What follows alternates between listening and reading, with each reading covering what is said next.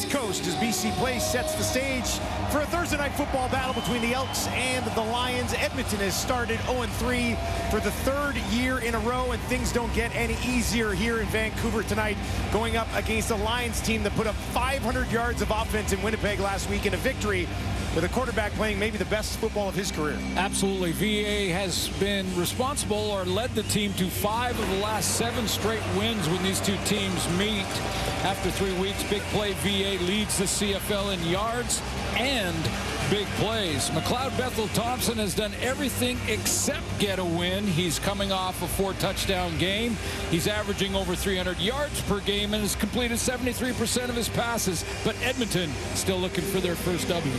Chris Jones, 0-9 start last season, trying to avoid that this year. They've been close. They've lost 3 to teams that are combined 7-0 on the other side. And Rick Campbell looking for his 3rd consecutive 3-1 start.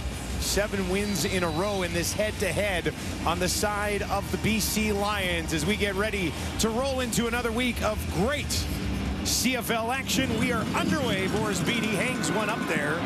Williams waits, takes it at the 7, and all the way back out to the 20 on the first return of the ball game. Broke 1 tackle, not the second, and he stopped around the 28. Vernon Adams on pace for a 6,000-yard passing season. I mentioned leading the league. What's maybe most impressive is that touchdown to interception ratio. 6-to-1 is outstanding. Offensive line made some changes after week 1, giving him time to throw. 2 weeks ago, Calgary sent the house at him in the first quarter. Generated 3 straight 2-and-outs. Passer rating of 119.5 right now, the highest of his career, starting on the 28. Hands it off to Stanback. And Stanback pushes it outside the 20, trying to run the ball outside against Edmonton, which has led to some success so far this year. Well, that offensive line for BC has not given up a sack since they put Tyler Packer at center and Chris Slugger at guard. That's been the change after week 1, where they gave up 6. And there is a guy coming. Well, there's a wow factor with Alexander Hollins coming off not just a big game, a monster game, well over 200. 2 touchdowns, 215 yards when it was all said and done. VA quickly looking for McInnes. He had slipped, and Marcus Lewis had a great crack at that one for an early interception, but he couldn't hang on.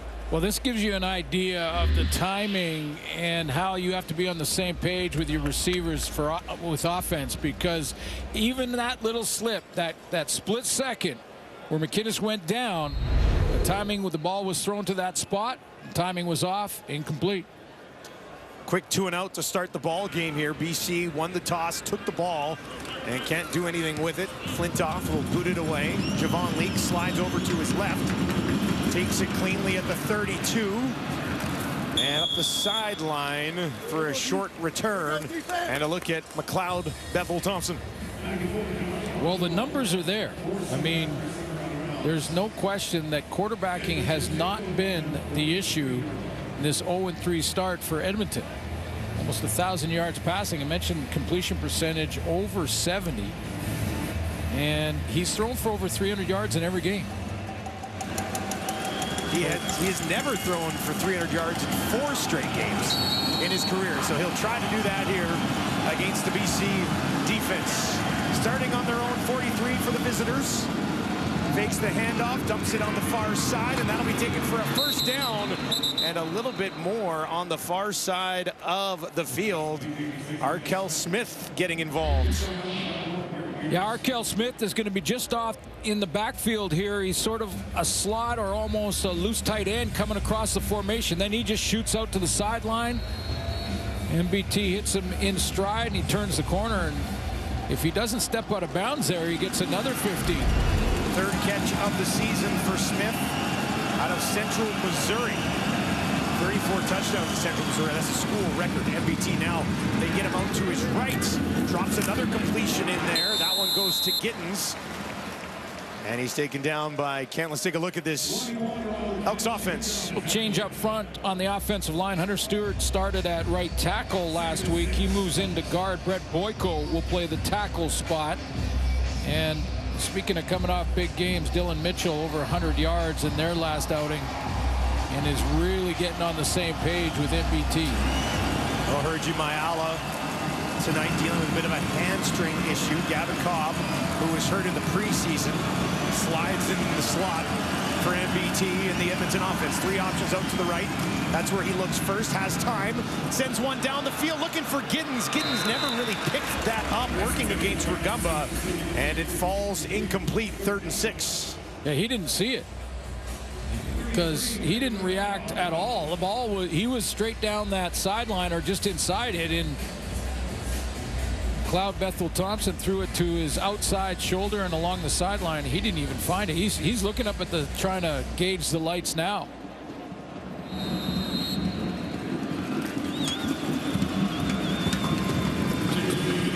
So Edmonton picks up a 1st down, a little bit of field position, and now Julian will kick it away from about his own 50. Terry Williams waits. Back to our broadcast right here, standing on the Lions 10. And this one from Julian will bounce into the end zone. And Williams will take it there.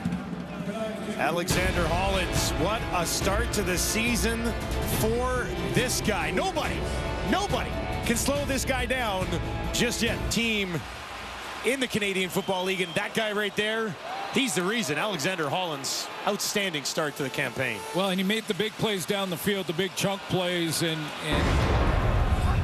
when the Lions needed him most. That pass thrown a little bit behind the intended target, Stanley Berryhill, but he is able to hang on, and he'll give him about 9 yards on 1st down for the Lions. Yeah, he was on fire against that rebuilt, I'll call it, Winnipeg defense, and Winnipeg back in. They will play Calgary this week, trying to find their 1st win, and every time they would look like they got a little bit of momentum against the Lions last week, Alexander Hollins made a play. Over 400 yards already on the season at just over 1,100 last week. Let's take a look at this Edmonton defense. Good start for Noah Curtis. He's got 3 quarterback sacks, tied for the league lead. And then you look in the linebacking court, Leon O'Neill leads their team with 17 defensive tackles. And if they're going to make that big play, that game-changing play, former BC Lion Luchez Purifoy is usually the guy who makes it. Purifoy with BC in 16, 17, and again in 22. Here's Adams, got rid of that one quickly. And that almost looks like enough for another 1st down. And there's the first catch of the ball game for 13 in black and orange. Great example of just straight football IQ with Alexander Hollins here. I mean, this is, look when he makes the catch. Nothing fancy about the route. He just finds a soft spot, but he knows where he is on the field and falls forward for the 1st down. Up to the Edmonton 46. Adams gives it a stand back, and he's got about 5, maybe 6 yards right up the middle for the Lions. How many times have you seen a receiver catch that little curl and then back up to try and make a couple of moves or shake and bake or whatever, and they end up losing 2 or 3 yards, and now you're in, you know, 3rd and 2, 3rd and 3. And stand back in that offense has just got better every single game. Topping out at 83 yards last week, part of that 500-yard game. They had one 500-yard game last year to the Lions. Already got one in the bag this year. Adams, deep shot, looking down towards the end zone, and he misses. He was looking for Hollins. Kai Gray trying to hang with the Lions speedster there. Well, they're going to take a couple of shots. They're going to test them. And even Kai Gray, who's got an interception, look at there in press coverage. You see press. This is an automatic, I'm sure, especially for Hollins. No matter what they got called, if you see the corner by himself in press coverage, go ahead and see if you can run by him. But Gray stays step for step. Catchable. That was catchable. We saw him make a bunch of those last week. Sean White called into duty early here, 8 for 8 on the season.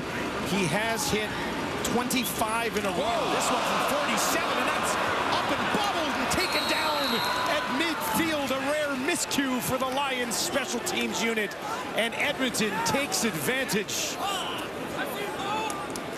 Flintoff they snap. Never had a crack at it, did they? So the panel, before the game and the pregame, they were getting some food delivered, I noticed. Yeah. Lucky. And then I see New York fries. I think, I wonder how we work that in for another day. You bring fries and hot dogs up to this booth. I will take care of them. Here's Brown as they try to get him going, and that's about a 6-yard scamper on first down against this BC Lions defense. Well, up front, Pete Robertson has a couple of quarterback sacks. He leads that group. Sione Tehema still looking for his first. In the linebacking core, one change, and it's a big one. Ben Haladak, who led the league in tackles after 3 weeks, is out. Bola Combo will play for him. He is an experienced BC Lion. And in the secondary, Gary Peters. Mentioned Luchez Purifoy. Gary Peters is their leader for sure. MBT far side, wide open. Dylan Mitchell first down to the Lions 40. And McLeod Bethel Thompson has completed 3 of his first 4 passes of the ball game.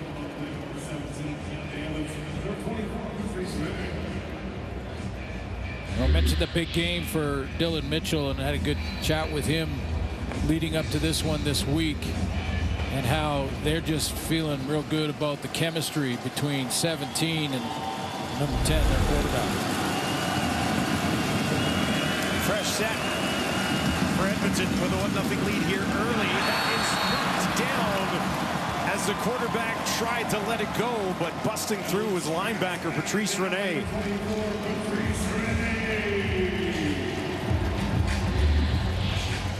Renee's just going to come off the edge, and time is jumped. Now you get yourself in trouble as a defender going after the quarterback, timing up and jumping and getting up off the ground, because if he pump fakes this, he has a chance to get down the field. But pressure coming. Ryan Phillips sending the linebackers.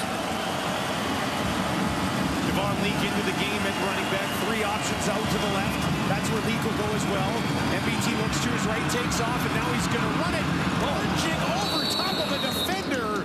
Coming up just shy of the first down, but he does it in style. Does he ever? And you don't, I was thinking you don't see him run much, and pretty soon we'll see the hook slide, but not MBT, who's looking for that first win.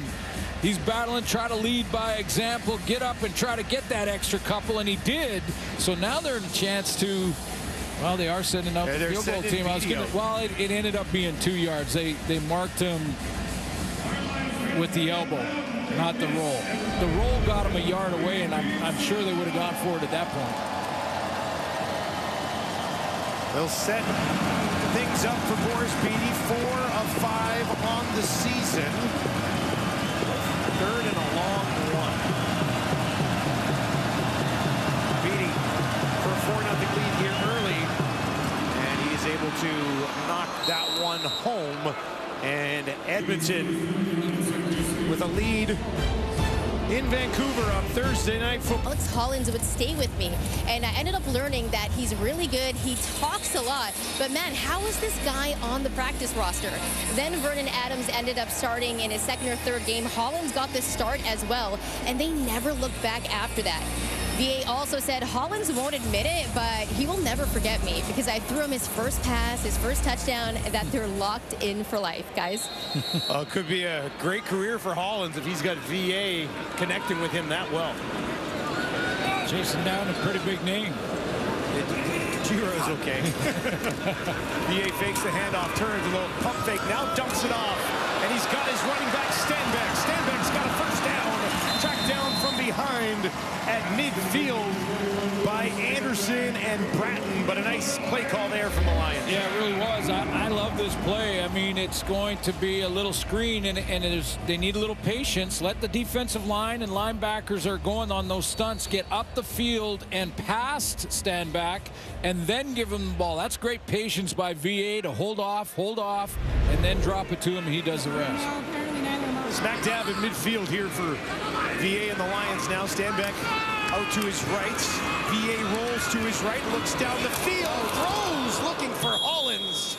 And over his head, Marcus Lewis went up to try to get it and had contact with Hollins on the play. Interesting blocking scheme there for the BC Lions, because the ball is incomplete, but I liked what they did with Stanback coming out of the backfield there, and they got him in front of a sort of a rolling full roll of Vernon Adams. Stanback just come up here and see a 31 out there. Any leaking rush, he picks it up. For that down the road here. Didn't have to go to work, but was there just in case. 2nd and 10 now. 4-man pressure. Adams gets it away, and that's a first down to McInnes inside the 45. Oh, Eberhardt, rather. His first catch of the ball game. And Travis Fulgham released, and Eberhardt gets more opportunities because of it. Fulgham was targeted 16 times, so those 16 have to be distributed somewhere else. Nice job coming back to the football there. 26-year-old out of Wyoming, getting an opportunity now to establish himself as part of this outstanding BC offense. Adams wasting no time, quickly goes right back to him again, and he lunges ahead. Might have enough for another first down. If not, he's just short. Didn't mention it in the intros either, but you got Eberhardt now who's going to play the slot back spot, and Stanley Berryhill is coming off a good game himself against the Bombers, and then Javon Katoy back in the lineup. Receiving core looks pretty solid. And of course, Keon Hatcher still sidelined, but we know what he's been capable of the last few years. Short yardage, they'll push it ahead. David Mackey handling those duties. Second time he's done that today, and a first down here for the Lions as they put together their best drive of the ball game thus far. Don't see that very often in short yardage. In fact, almost never. I mean, you see the direct snap to a tailback, but it's a shotgun snap for a running play. But for Mackey now in short yardage, he has to go up under center. That's a technique that you actually have to learn. I mean, that's not just anybody can do it. Ante Litre's been doing that a bit this year as well. Here's Adams, pressure right up the middle. He's got to run out to his right, dumps it back over the middle. And that's another BC Lions first down, as it's Javon Katoy making his 4th catch of the season. Well, we were wondering, there's a couple of plays missed by, practices missed by Vernon Adams because of an abdominal issue, and I was going to see and take a look at his first couple series to see if it was affecting his ability to escape. Don't think so. He's moving okay. Yep. Moving all right. Didn't waste any time there with Kim Dichie coming right down the pipe.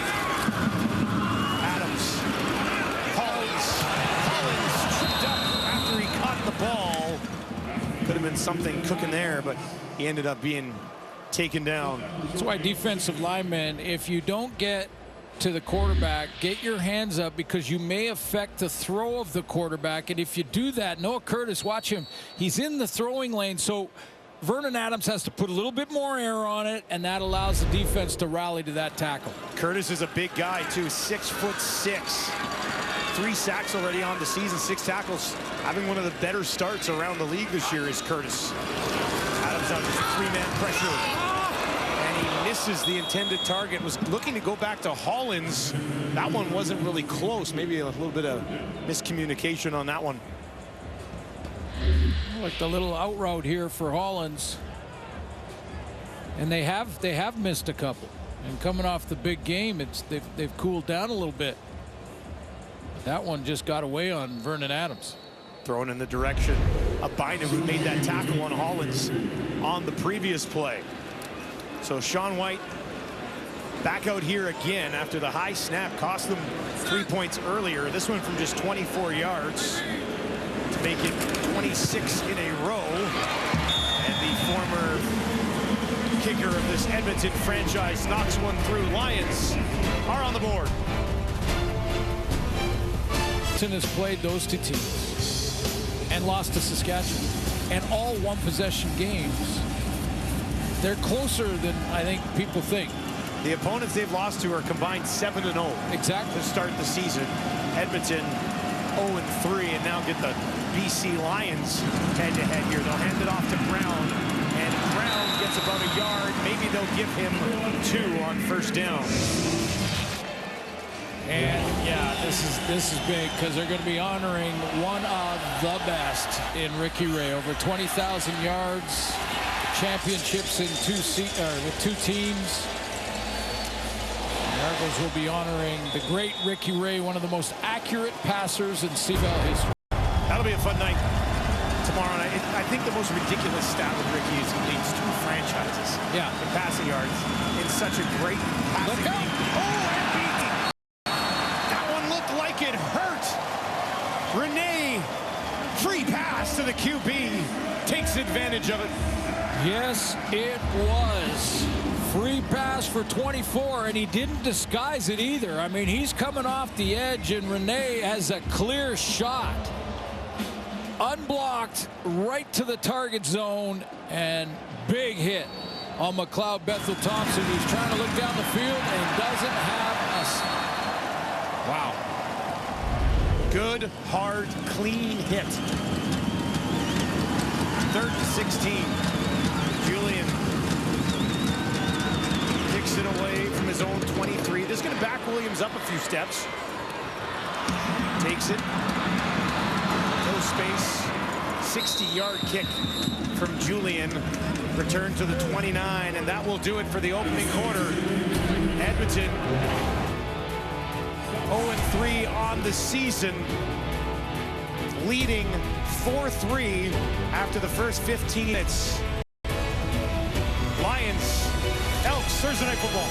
Edmonton leads BC after the first quarter. We got 2 quarterbacks in this game that have combined to throw for 2,000 yards through the first 3 weeks of the season. Are you surprised it's only 4-3? Well, the Oilers would have loved 4, but you know what? Wow. I'll tell you what. Yeah, that's too bad. Bad for them. But you know what? Listen, the defenses are allowed to win. And in the first quarter, both defenses did a good job. They sent different pressure packages. We saw Patrice Rene come off the edge, and McLeod Bethel Thompson is still trying to recover from that hit. So defenses win the first quarter, and we'll see what happens here when they start to make adjustments on offense. And hey, for Oiler fans, I apologize. Just to clarify, I didn't say that. that was Suits. That was too bad, man. Heck of a series, though. I was behind him, yeah, and a great run. Speaking of runs, Sandback starts this drive with one. And a guy that obviously they've started to get him going a little bit, I guess. Right? Well, they have. I mean, he has come and improved every single game. So he starts out against Toronto, has 35. That's not Sandback numbers. Neither is the Calgary game. Now we're getting into Winnipeg, and yes, it's starting to pick up. They're relying on it more, and sometimes on 2nd and 6, they'll go to Sandback now, and that's where they want to be. Maybe no better matchup to get it going than this one. Edmonton allowing 114 yards on the ground per game. Right over the middle, first down, out to the 50 for Vernon Adams and Justin McInnes. See the timing here for Justin McInnes on this curl route. He goes down the field, he's going to curl back in, and timing, boom, turns around, ball's there. Remember when he slipped? The ball was still there. That split second made the difference. First catch of the game for McInnes, goes for 18. 6 different receivers already in this game for Vernon Adams. 1st and 10 from the 51. And he drops that one in. Beautiful throw from VA as he goes back to Eberhardt for a 3rd time tonight. Yeah, his best throw of the night by far. I mean, this is a tough throw to make from that hash mark. And you're going across the field. You got to put air on this. It's a long throw with a 65-yard wide field, and VA drops it right where he has to with great coverage underneath. Wow, what a throw. Simply can't do it much better, can you? Adams, a ton of time, over the middle, down the field. Hollins inside the 10, working against Lewis, and the Lions are knocking on the door. How about the touch of VA here, too, because Hollins is the top of the 2 receiver sides, going to bend into the middle. And on that last throw, he had to put air on it, Vernon Adams, and this time he has to kind of get it in there so that Hollins can protect himself with coverage behind him. Protects that football. And a big chunk play. 3 catches, 46 yards already for Hollins. in this game. VA's 10 of 14 for 139. He's got 6 touchdowns on the season. This time they'll hand it off to Stenbeck, looking for his first. And he is stopped at the 5-yard line.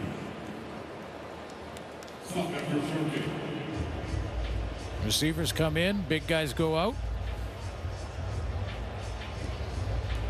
Second and goal from the 5 for the Lions. Or as we used to call them, the elephants. Elephant package.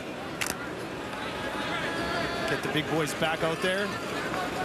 This is the offensive line right now. 5 to protect. Adams here. He's got Stenbeck to his left. 3 options out to his right. Looks over the middle, dumps it off to Stenbeck, and he walks it home. Touchdown Lions first as a member of the Lions for William Stenbeck, and BC has their first lead of the ballgame.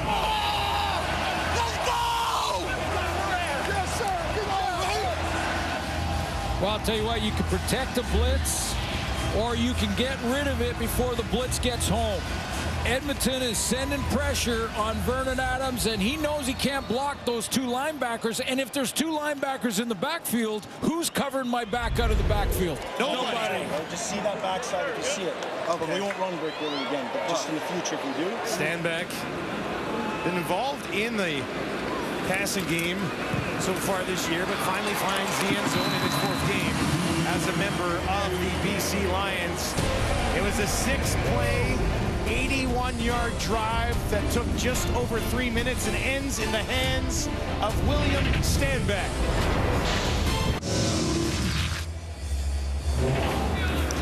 Well, what a drive put together here by Vernon Adams. Timing throw on the first one. A touch pass on the second throw of the drive. Then he has to protect his receiver with the throw right between the numbers and then get it out there quickly to a back who can't be covered because the linebackers are on full blitz. 4 for 4 on the drive for 74 yards for VA. All different types of throws, but all deadly accurate. Up to 146 in the ball game already.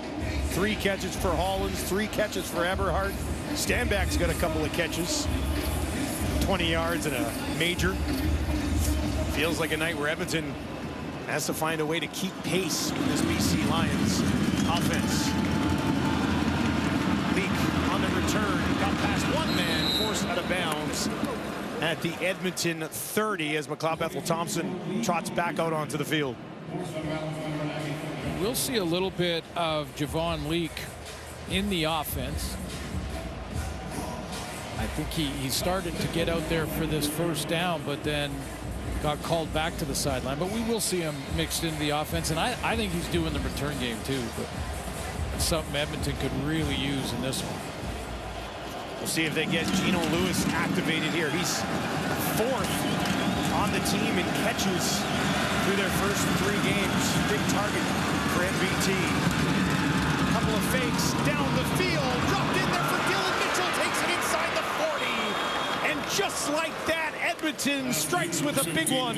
And Dylan Mitchell's great start to the season continues. Dylan Mitchell's going to line up all by himself to the wide side of the field. Now, there is a tight end in here, basically another receiver playing tight end, but bunch formation to the left, a little fake up the middle, fake on the fly sweep, and really just fools the secondary for the Lions, got him behind him. I thought if MBT put a little more on it, now that's risky because it might be too much, but a little more on it, he probably scores.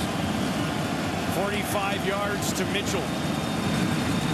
Now a handoff to Brown, hesitated, found a little bit of space, and gets close to 5 yards on that first down carry. Let's take a look at Mitchell last week against Toronto in that 39-36 thriller. Yeah, big one. He had 6 targets, 5 catches, 120 yards, and maybe most importantly, some big chunk plays, 3 over 30 yards, classified as the big play offensively, and that was another one here tonight.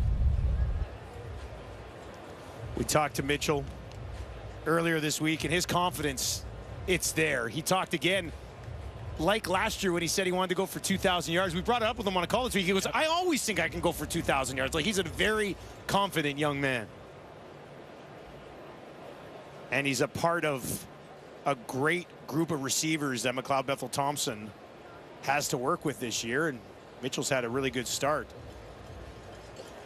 We've got an injured BC line. I believe it's Josh Woods will step away. Card is out for Josh Woods, a team that's already missing Ben Hladek, and now Woods being helped by his teammates to the card. No pressure on that left leg.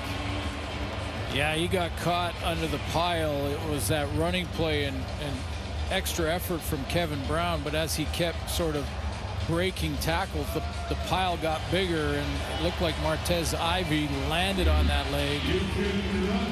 You'll see it here, and the leg is not bending the right way. There's Ivy right there, and his leg is kind of rolled on. Hopefully he'll be okay, but take him off in the cart, and you'll see the left leg. There's where Ivy rolls on that leg.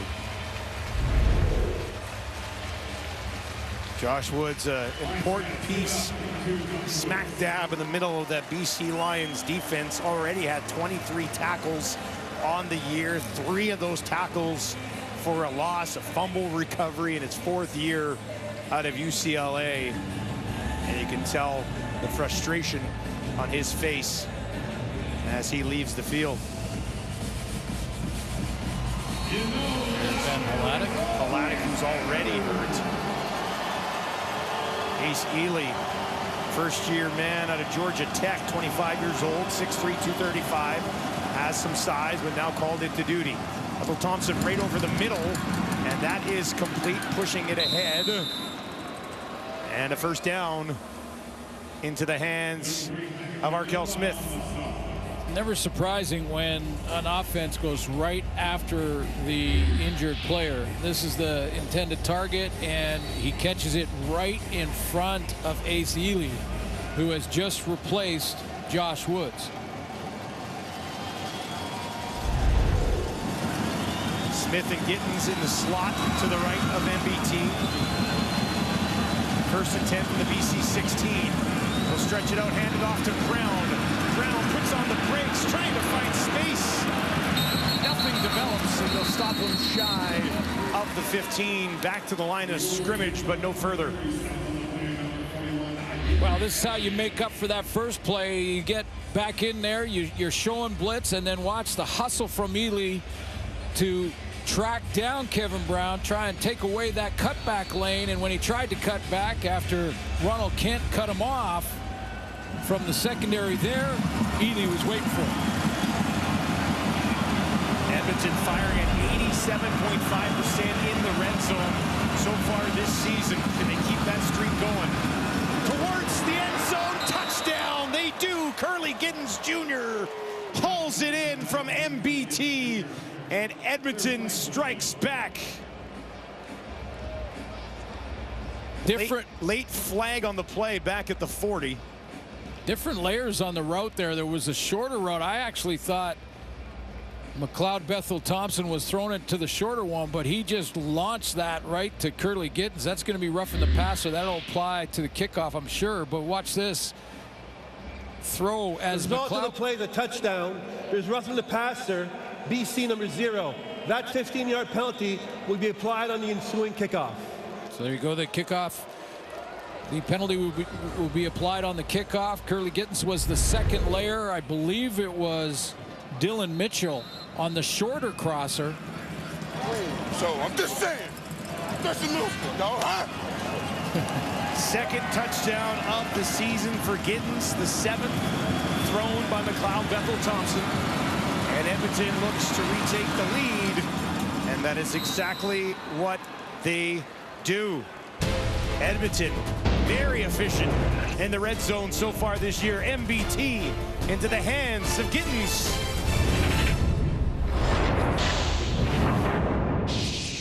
Gittens in behind that layer, so the same sight line for McLeod Bethel-Thompson has 2 of his targets in that same sight line. I think it actually froze a couple of defenders for a split second when they looked and thought it might be an underthrow, and it wasn't. This kick bounces nicely into the hands of Williams, who gets a push from his teammates outside the 30. Let's take another look at this touchdown catch from Gittins. A lot of guys, a lot of offenses call this the bender. And it's Gittins' a little hop step just to change his pace, and then turns inside. There's Eugene Lewis. It wasn't Dylan Mitchell. It was Eugene Lewis on that second layer inside, and that's tough. You're not sure which one the ball is intended for. Easier play to Lewis there for MBT. He had to put some zip on that ball to gun it in to Gittins. But Edmonton, as I mentioned earlier, felt like they had to keep pace with BC here tonight offensively, and they respond with a touchdown drive of their own. Handoff to Stanback, runs into the line after picking up a yard, maybe 2. Yeah, Purifoy came down low and almost played the play. He's trying to get his Stanback getting his helmet back on, but Luchez Purifoy came down. He saw the formation, used his experience, and he made first contact and slowed down William Stanback. Now this Edmonton defense needs Purifoy to have a good season. A little bit inexperienced, both in front of him and by his sides. He's a big play guy. 2nd and 8 here for VA. Low snap, picks it up, no problem. Has time, down the field, deep shot, going up and getting it. No, oh, that close. Eberhard almost on the highlight reel, but he couldn't hang on when he hit the ground. Well, first of all, Luchez Purifoy has to tell one of his teammates to get over there to cover Eberhard, because he's a little late going over, and then he's number 2 receiver straight down the seam. And yeah, it was so close to a big play. That was Leon O'Neill that was trying to track him down, and that was the guy that Purifoy said, get over there. It's a deep route. Devon Leak, Mackey, right on top of him. Stopped at the 35 of Edmonton. So the Elks get the ball back. Eberhard, though, this would have been spectacular if he wrapped this up. Yeah, O'Neill did get there. He ended up getting there in time, but you got to survive the contact with the turf, and Vernon Adams had him. Boy, he's been accurate tonight. That wasn't on him. He put it right where he had to.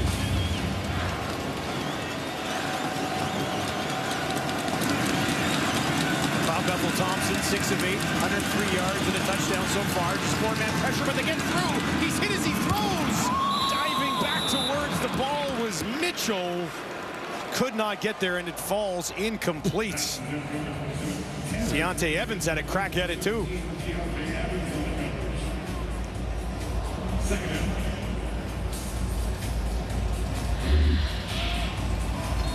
Pressure coming from up.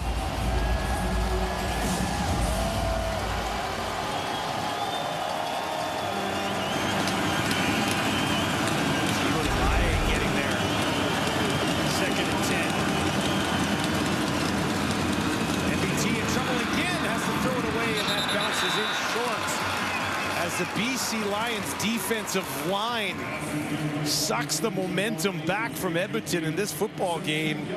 No time for McLeod Bethel Thompson, and they'll have to kick it away. Well, this started for Ryan Phillips here. It started with that pressure package at the end of the first when he got Patrice Rene off the edge, and now he's just going with 4 men. But now McLeod Bethel Thompson still being rushed, still rushing the throws. Thibaut Debaye in on both of those last plays. 3rd and 10. Julian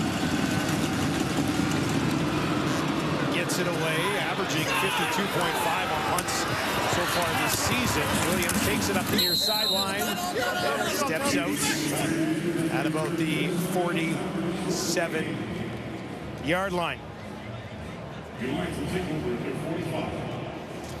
American Ninja Warrior is back. New ninjas, new obstacles, new episodes. A new American Ninja Warrior Monday on CTV. I'd be one of those hilarious guys that fails on the very first task and ends up on a blooper reel for years.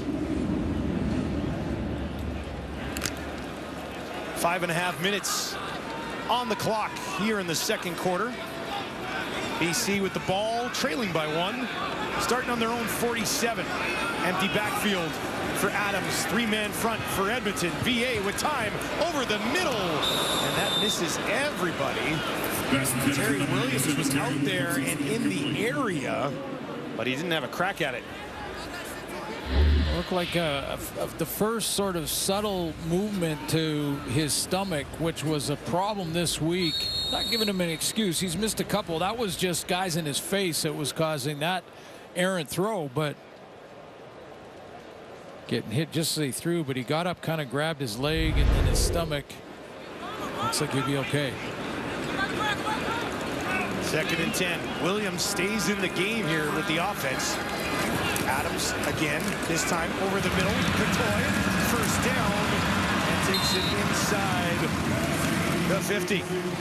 Cotoy has run 3 plays in a row now, going back to the last series in crossing routes. And this time he runs a bang route. So this is a crosser, and the next time he goes boom and then bangs it back the opposite side. So set him up with a couple of crossing routes that he didn't see the ball, then sit and then go back the opposite way. Stanback checks back into the game. 6 on the line here for the Lions. They'll hand it off. Still nowhere to go, though, for William Stanback, and that'll be set up a 2nd and long just inside the Edmonton 50. Gave up some yards along the ground last week. In fact, Coach Jones talked about their defense has to be way better against the run. He's pretty confident with the guys inside that they can stop this sort of tackle-to-tackle stuff, and we've seen that tonight with Stanback trying to get something inside, and it's been tough running. Throwing down here for Adams, needing 9 for a first. Flush out the pocket on the run to his left. Can he turn his body and throw? And just has to throw it away with pressure in his face from that Edmonton front. Pretty good redirect there to get outside and cut him off. Because we've seen Vernon Adams beat a lot of D linemen outside when he gets going, and he's got that quick feet and great speed to get out here. But this is good effort. Sam Achenbong coming outside, cutting him off. Elliott Brown was already out there. He's usually on that defensive line for Edmonton. Flintoff, what was that? He almost looked like he fell down. That one comes off the side of his foot. But there's a flag that was thrown, I believe, on the near sideline at the end of the play. Yeah, because he didn't get it inside the 20 and went out of bounds. Yeah, onside. But, you know, Flintoff might be a little rattled from when that snap went through his hands. It was a high snap on the field goal miss in the first quarter. Remember that one? Yeah. Turned around, picked it up, and took a hit. Just a 21-yard kick here from Flintoff. Because he is the holder on field goals for Sean White. Illegal kick out of bounds. BC number 11 will go up 10 yards from where the ball went out of bounds. It's going to be first down for Edmonton. He shanked it. Snap was good. Drop looked decent, but the drop was clearly too far outside. Hit the side of his foot and went straight out of bounds. Tack on the flag for the kick out of bounds. And it's 10 yards. Net difference here. Javon Leake out of the flat, looking for some space. Decent pickup on first down before being taken down by Ronald Kent Jr. Tight football game here as we hit 3 minutes. Good VA, good MVT. Maybe the hit of the year, and raise your hand if your anytime touchdown scorer has already scored. Woo! JB? Still late. No. Welcome back to BC Place. 11-10, the visitors lead the BC Lions. Prokop into the game, 2nd and 2 from the Edmonton 46, trying to push it ahead. It looks like he will be stopped a little bit short. And that'll bring up 3rd down. All right, let's send it down for an update on Josh Woods. Back down to Chantel Chan. Yeah, Josh Woods left the game earlier in the quarter. He will not be returning. He's dealing with a knee injury, and Ace Ely will be replacing him. Destin? Thank you. Ace Ely gets the rest of the game here for the Lions. This is third and 1 for Edmonton on their own 47 late in the half, and Prukop will remain in the game. Got to pick up the 1st down here, trying to push ahead. Oh, and it's going to be close. Right on the mark. Needed the 48. And that's where they're going to put their foot down. And it is a 1st down for Edmonton. BC came mighty close to turning that ball over. You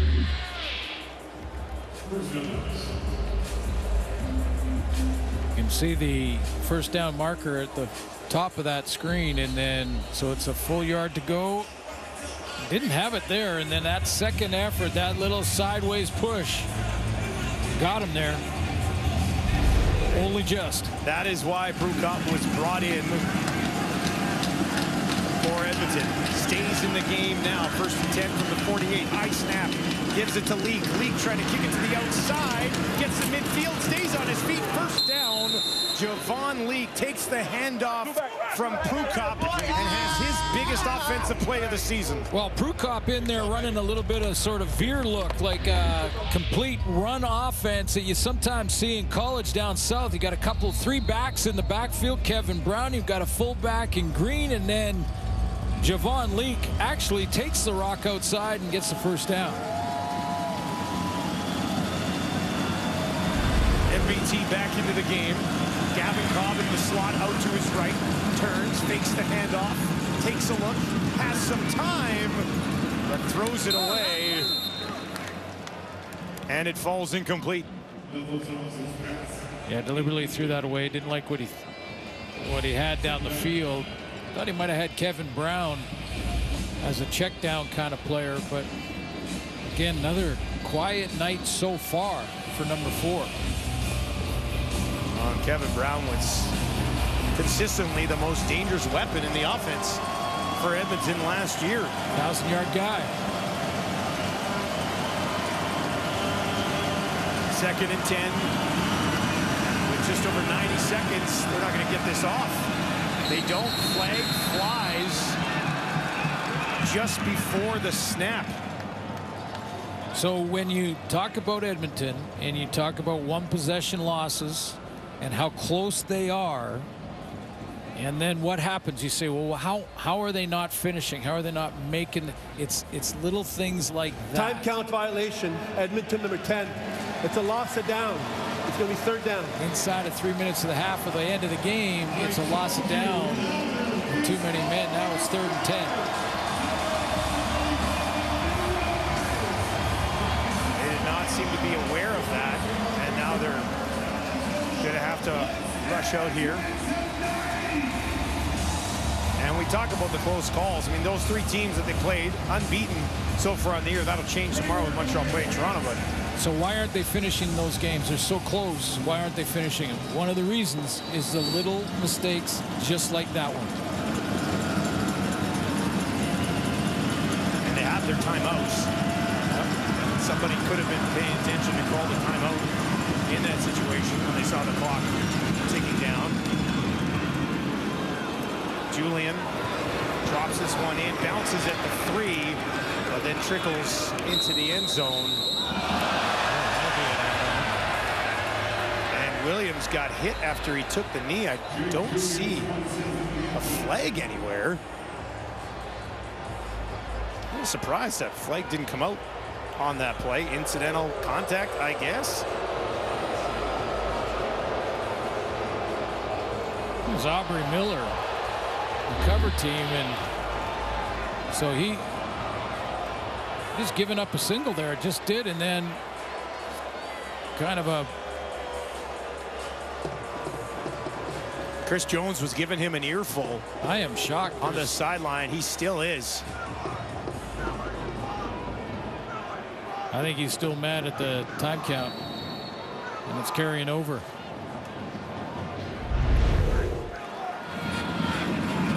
So now BC has the ball at the 40 when Edmonton, prior to the time count violation, had it just outside this mark.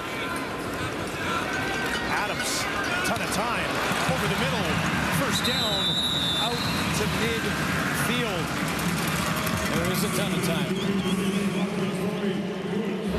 Toy with his third catch of the ball game as he works himself back into the lineup healthy. Speaking of ton of time, how about Vernon Adams in the pocket? Probably Sitting most time back he had there, all night. sitting back there looking at all those receivers downfield. There's an injured Edmonton Elk behind the BC Lions here. Antonio Alfano.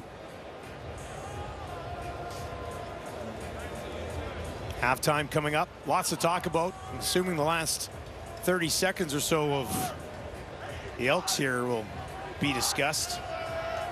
So Alfano went to school at Lackawanna. Have you heard of Lackawanna? I have not.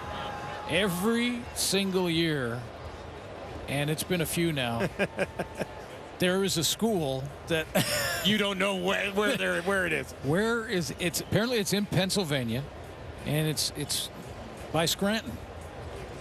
So I'm not sure if he's been to the office, but he was a guy that coming out of college or coming out of high school was 5-star recruit. definitely, and had like lots of big schools after him. Ohio State, Penn State, Alabama. He decided to go to Alabama and then didn't play for them, moved around a couple, and then went to Lackawanna. And now he's found his way And now to Edmonton. And now I've Googled another school. Supplemental draft pick. And it's good news that he's up and he's kind of bouncing on his own. And he's able to walk off. Getting the start at defensive end in this game for Shiver's defense. 1st and 10 BC on the Edmonton 54. Adams over the middle again, and that's defended well and batted down by Kai Gray. Flag at midfield though. We'll see what the flag is, but that's great coverage. I mean, Kai Gray. Illegal block, hands to the face. Edmonton number 90. It's a 10-yard penalty. It's a first down for BC.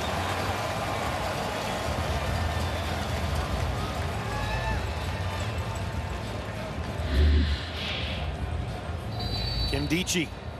Yeah, Kim Dichi. It's weird that it's called a block, but you can see the right hand right under the chin of Tyler Packer. Can't do that. So now a flag moves him down to the Edmonton 44. Just over a minute to work. Adams quickly gets it out. And that's taken down inside the 30. First down again.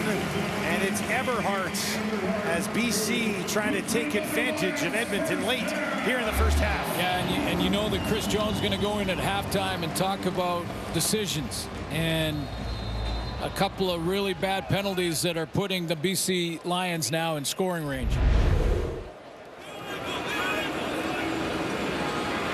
First and 10 from the Edmonton 27. 3 options, wide side left for VA. Looks that way, throws that way. And that one is batted down. Lewis was over there to defend. Maryhill went up to get it. Comes down a little tender. Marcus Lewis now taking a page out of the book of Kai Gray on that. If not for that penalty, would have been the great play and knockdown. See, he plays the inside route first and then slides out to Berryhill.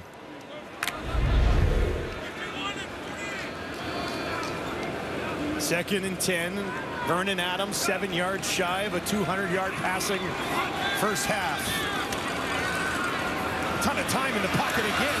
Now he's going to take off on the run down towards the 20, but he's stopped and taken down short of the first down marker. It was Anderson who managed to track him down, and that will bring up third down for the Lions. Yeah, two things here. One, Vernon Adams hesitates just a little bit. It almost looked like he saw the opening to run and then thought, you know what, I could still hit. No, I'm going to go. And that hesitation allowed Nick Anderson to then regroup, and good speed by Anderson.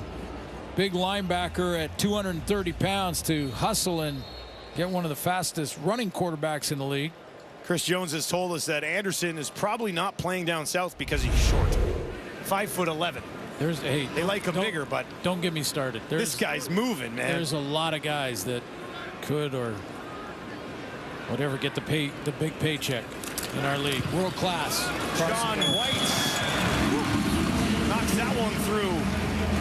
Give him 27 in a row and give the BC Lions a 1-point lead late here in the first half. Well, I was watching after that penalty in the end zone on the kick that Chris Jones was livid. I mean, and that lasted for the last 3 or 4 plays. Now they get bailed out a little bit and just give up the 3 and now give up the lead. However, could have been worse. Could have been way worse. Yeah, could have been worse with a major because of a couple of bad decisions. The time count, a couple of penalties that put the Lions into field goal range.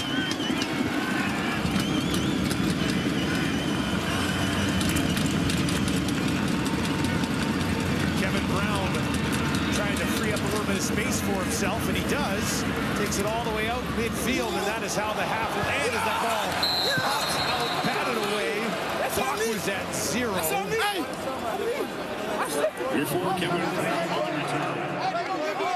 Patrice Rene in there as well. An interesting second half coming up here at BC Place. Edmonton trailing the Lions 13-12. Well, you know that guy's going to talk about penalties. He's going to talk about concentration, make sure that if the time clock is running out, get to it and snap the ball.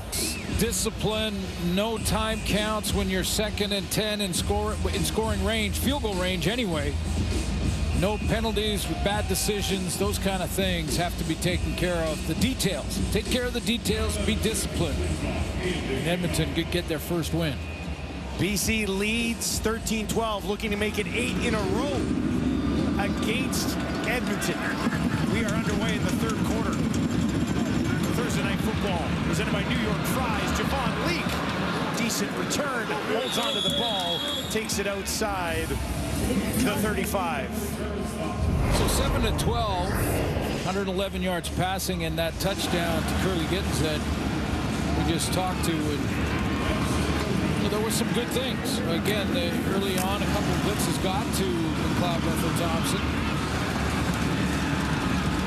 Not on pace for another 300. His first 3 games all over 300-yard passing.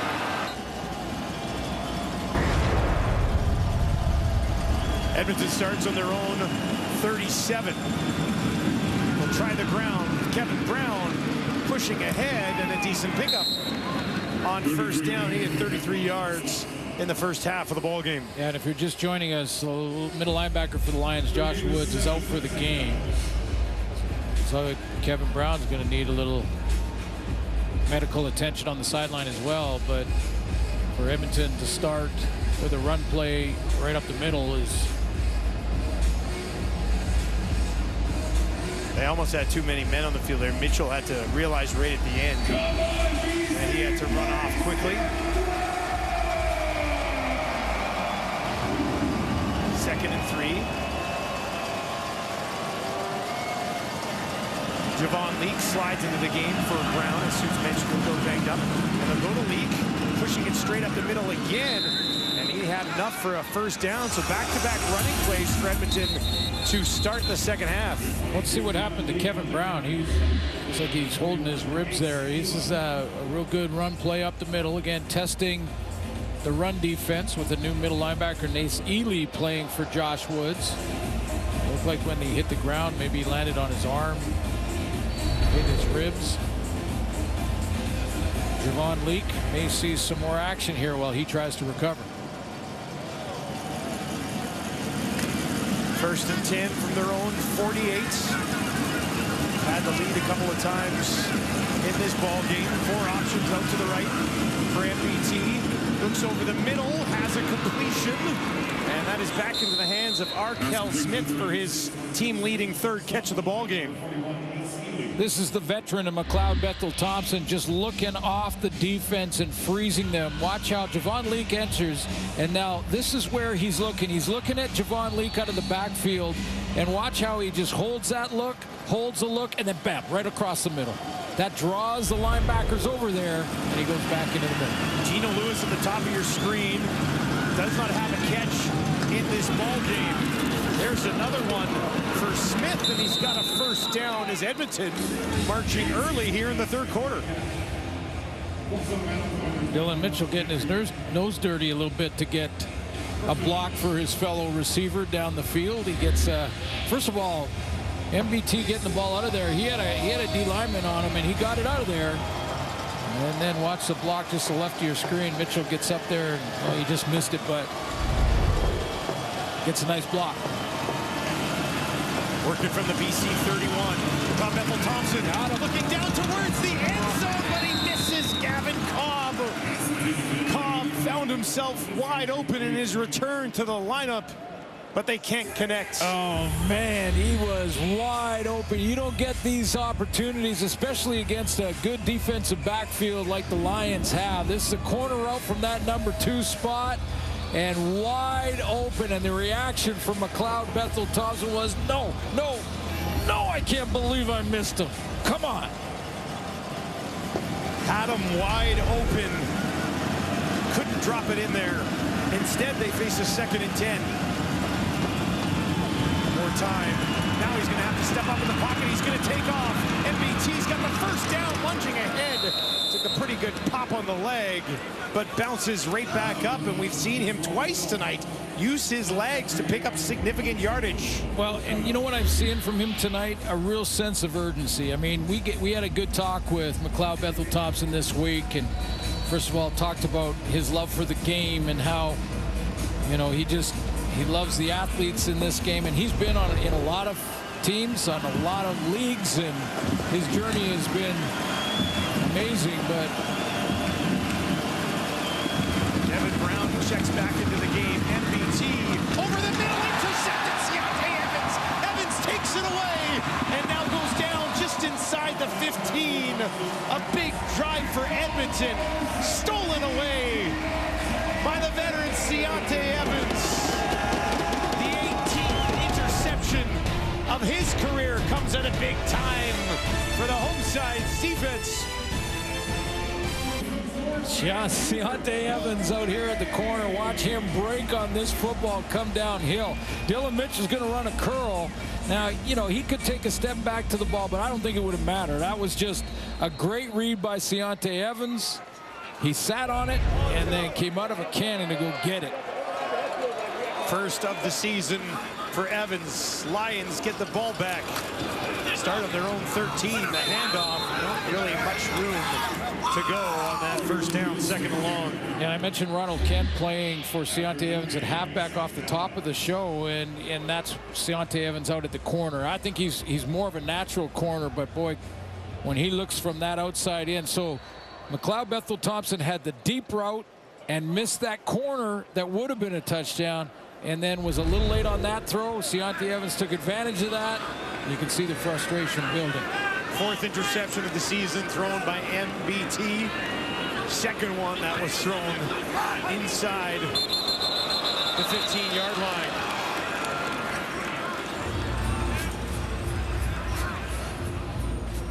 Kemdichi. Edmonton number 90. It's a 5-yard penalty. It's still 2nd down. It was 2nd and 9. Now it's going to be 2nd and 4 after the flag on Kemdichi, number 90. A major difference. Well, now he'll come out of the game, and Acheampong will check in. Felt like Edmonton had him in a decent spot there. With that being said, VA's been working magic all night, almost at 200 yards already. 2nd and 5. Has some time down the field, and that is batted away. Purifoy, the veteran on the other side, slides in and times that perfectly.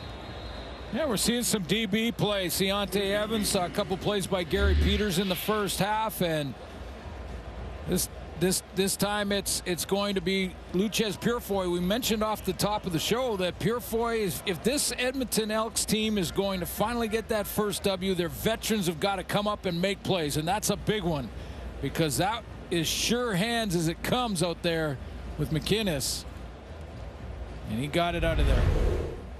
McInnes just one catch so far tonight. He's been relatively contained, targeted 3 times, has 18 yards.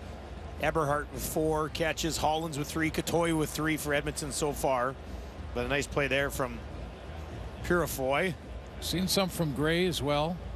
So a couple knockdowns from Kai Gray in this game.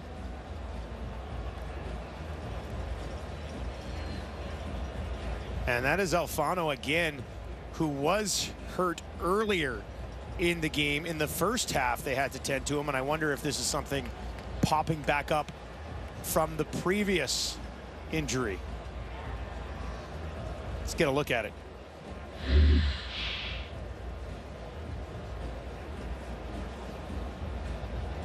Going to run a bit of a stunt here. He goes up the field and then is going to go around to the backside, and it looks like he maybe his right knee locked out there.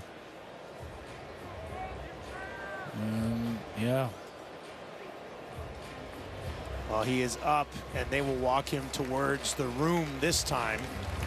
Last time he was kind of high-stepping and managed to work his own way off, but something's not right. Maybe we'll take a little bit more of a look at it.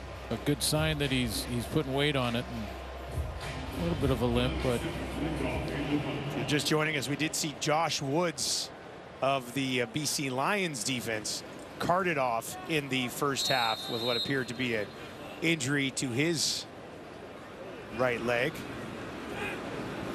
3rd and 5. Flintoff gets this one away. That's hanging up there forever. Finally, it comes down. Lee takes it just inside the 40, looking for some room on the near side of the field, trying to stretch it out. High steps his way out to about the 50. The BC Lions eventually strung it out, cut him off. We'll have more on McLeod Bethel Thompson when we return to BC Place on Thursday Night Football. 4th start of the season for McLeod Bethel Thompson with Edmonton. For more on his journey, let's send it down to Chantel Chan. I had a chance to speak with McLeod Bethel Thompson earlier this week, and we talked about his stats last game, over 300 yards, 4 touchdowns. They didn't get the win, and he told me that, listen, I know it's cliche, but stats do not matter. He said he's died so many times on the football field that it's killed his ego, but he believes if he's patient, he can play a complete game and dominate. We also talked about all the outside noise and how, let's be serious here, a lot of fans want to see Trey Ford. McLeod Bethel Thompson told me that he's excited for Trey Ford's future and that he's one of the reasons that he actually came to Edmonton. He said that he gives him absolutely everything. So MBT doesn't care about the stats. He cares about winning and being a great teammate. Dustin? Yeah, one of the things he said to us earlier this week was he wants to, whenever he leaves, he wants to leave this franchise in a good spot because the CFL is better when Edmonton is a good team. And those are his words earlier this week to us. Absolutely, and that's 2nd and 3 here, and that one behind Dylan Mitchell, and is off the body of Deontay Evans, who is hoping to maybe take home another one. Yeah, no, that's what I alluded to a couple of series ago when McLeod Bethel Thompson was talking to us about the, how much he loves the league and how much if there's a strong Edmonton team in the league, it's a better league, and that's why he wants to play with this urgency that we're watching tonight and get that first W if he can. But I'll tell you what, though, I'm still just think back to last year, and I get it. He's thrown for over 300 every game. Yeah. But I miss Trey Ford. I miss watching Trey Ford play the game. He's fun to watch. Yeah. I mean, either of these quarterbacks with better special teams, less penalties, and more defense probably do okay. Now, Prukop's out there. They're in a 3rd and 4 situation here. Clock is going to tick down. They'll take the time count. And time count violation. Thing Edmonton number 9. Away. It's a 5-yard penalty. It's still 3rd down. Trying to draw an offside from the Lions. That's what Prukop was doing. He was going back into the line, and then he'd jump out, and he was trying to get the Lions to move early and get a free one. Nobody bit? Nope. So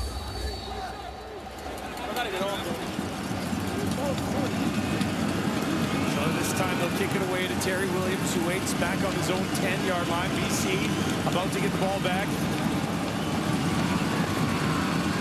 with the lead, 13-12. Julian has this one bounce at the 5. This time they'll set down right there. Williams picks it up, wrapped up immediately, and taken down. Julian. Pin Foods Field at BC Place. Tonight is Purolator Tackle Hunger Night here in Vancouver. Since 2003, Purolator, along with the CFL and its member clubs, and Canadians like you have helped the Tackle Hunger program donate over 20 million pounds of food to local food banks. The need is greater now than ever before. Go to www.purolatortacklehunger.ca to donate.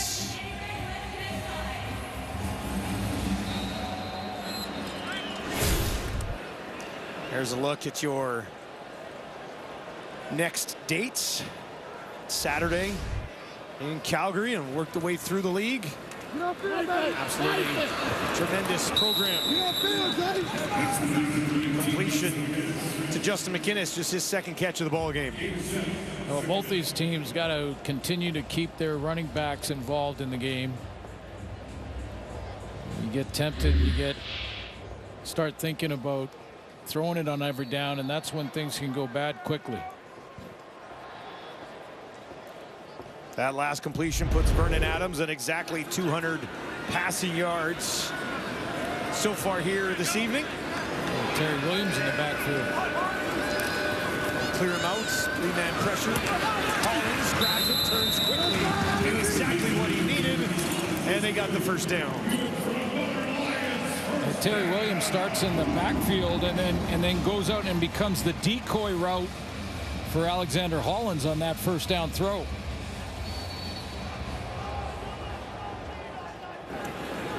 Williams back to the sideline now. We saw him similar setup in the first half a couple of times. Now Stanback checks back into the ball game. BC works from their own 35.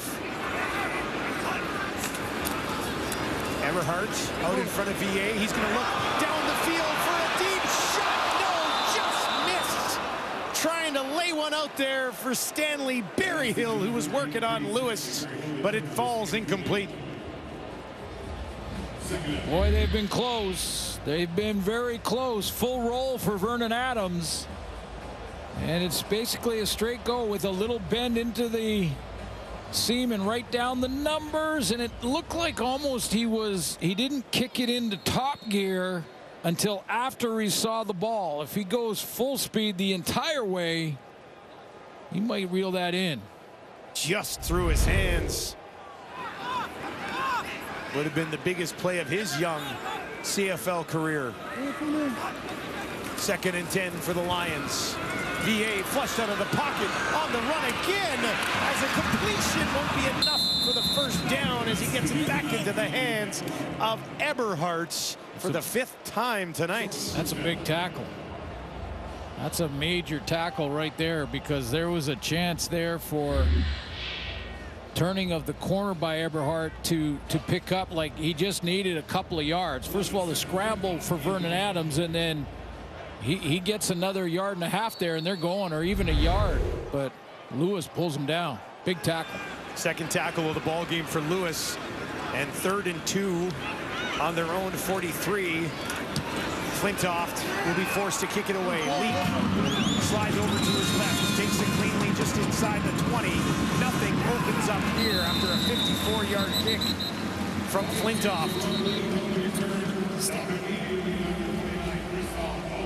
Gary Peters, an all-star in this league. We'll have more on him. He flourished as a DB. He believes he's one of the best DBs in the league, and he says he doesn't miss Edmonton anymore. He says he loves BC, the players, the coaches, the organization, and his one focus now is bringing a Grey Cup to BC. Destin, Glenn? Well, you know, if they get a Grey Cup, he'll be a big part of it. There's no doubt. Oh, absolutely. And one of the best cover guys in the league. Reminds me a little bit of his coach. MBT gets now that one away just in time. Had some pressure in his face. Finds Dylan Mitchell, who's tackled by Kent. 9 interceptions last 2 years, and this guy had a bunch. He had 47 in his career. Ryan Phillips, the defensive coordinator for the Lions. A different position, but they remind me a lot of each other because they know the game so well. They study the game so well. That's why Ryan Phillips has made that transition from player to coach so smoothly. Just become a student of the game while you're playing it. Gary Peters at the bottom of your screen working against Geno Lewis. He'll dump it off and try to set up a screen for Brown. Can he find his way through? Not going to be enough. Gets it out to the 30. They'll be a couple yards shy here with 4 minutes remaining in the third quarter. Is it a couple? They were going to bring Pukop out. Yeah, now they've adjusted the first down marker to make it a couple. Yeah. 1.5. Pukop was halfway on the field, and then Chris Jones decided to kick it. Didn't like the spot. He hasn't liked a lot of this. Not tonight. Up and down that sideline. Not happy tonight. With officials, with some of his players. Feeling the heat. 0-3. Yeah, absolutely. Staring 0-4 right in the face, but involved once again in a tight football game against a pretty good football team.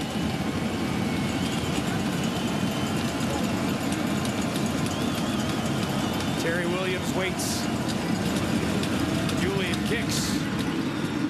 Williams has to backpedal. All the way back, takes it just inside the 20. Flag on the far side as Williams runs right by it. And he's forced out of bounds on the far side of the field. Josiah Shackle in on the tackle there for the Elks. During the return, the legal block, BC number 20. It's a 10-yard penalty.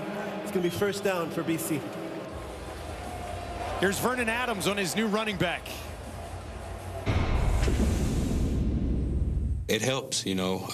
Last year we went from, you know, teams knowing we're going to throw 85–90% of the time, you know. Now this year with a guy like him, I can hand it off. He gets us into 2nd and 4, 2nd and 5, 2nd and 6, 2nd and medium. You know, they have to play honest. You know, they have to play the run and the pass now on first down instead of just only rushing 3 and dropping 9. You know, so it helps a lot having him here for sure. 7 carries, couple of catches, touchdown tonight for Stanback. But not the Stanback of old quite yet. He's getting there. 2.5 to play, quarter number 3. 1-point ball game. Berryhill turns it upfield. First down, takes it outside the 20.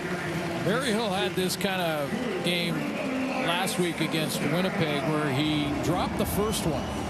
And it was a tough one, but he dropped it and then went and caught the next 4 targets his direction, and Vernon Adams going right back to him. They like him on special teams as well. 1st and 10 for Vernon Adams and the Lions on their own 22. Edmonton will bring some heat.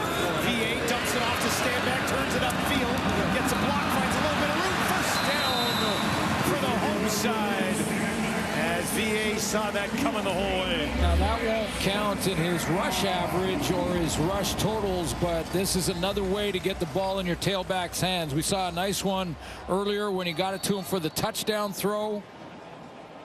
Big first down for the Lions. And Dichi with the tackle for Edmonton.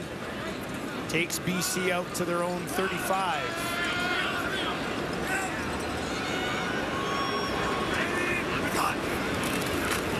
Back into the belly of the running back, Stanback, and he takes it out beyond the 40.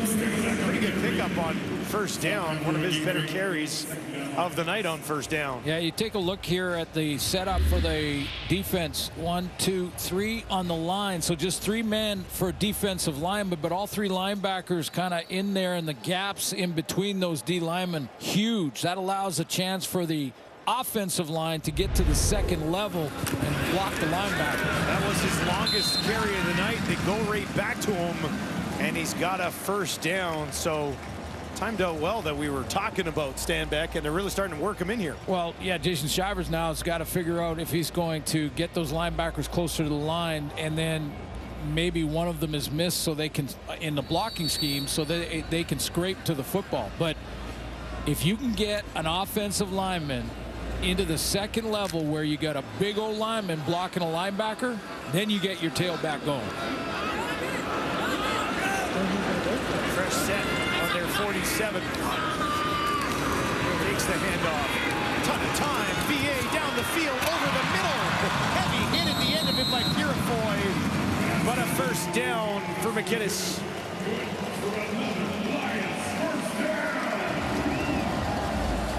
Took a hit there. Did he ever? That is going to do it for the third quarter. BC Lions with a 1-point lead. Starting to march a little bit here as the fourth quarter looms. Adams, McInnes. First down for the Lions. BC Lions with the lead, starting to get Stanback going a little bit. Well, you get the running backs going for both teams, but you know what I mean when I talk about the offensive lineman getting to the second level and to a linebacker. So if we were to just hypothetically play that part, why don't you be the old lineman? Okay, I'll be the old lineman. I'm a linebacker. You see, big on linebacker, second level. Now we got a chance. I think this is what you do, right?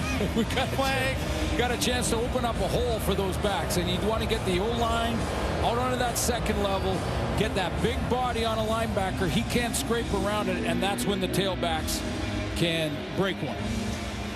It's funny because VA's been throwing the ball really well already in this game. Now they're trying to get the running. He's got 257 yards already. They only have 13 points to show for it, but trying to work Stanback in here a little bit. Fourth quarter begins on the Edmonton 46. Adams dumps it off. Fullback Mackey hurdles over a defender, takes it down to the 30. Mackey starts in that basic fullback spot just to the left of your screen right there, and he's going to shoot out the backfield here. Now he's covered initially, but Vernon Adams then holds on to the ball until the defender makes the decision to go after Adams, and he dumps it to Mackey. You know, it wasn't a high hurdle, but it was still a hurdle. It counts. It was a nice play. First and 10 in the Elks 31. Covered that one quickly to Couture. Takes it down to the 20 for another BC Lions first down. Couture's fourth catch of the season, more than double what he's done so far. Great recognition, control, and just basically understanding his playbook. Vernon Adams threw that ball on time. Vernon Adams about to settle in here. Has not been sacked tonight, was not sacked last week, was not sacked the week before. He was sacked 6 times in week 1, but they kept him clean since. In the pocket again, looking to the far side of the end zone, and it was Hollins working against Lewis. Tried to go back and get it, but could not get his hands on it. Both these Edmonton corners have played well enough to win, but it's the ultimate team game, and you see him up at the top here. That's Lewis, Marcus Lewis, working nice technique, turns and runs, and now it's a throw behind, so he's got to put the brakes on without interfering, and makes it, basically runs Hollins out of room.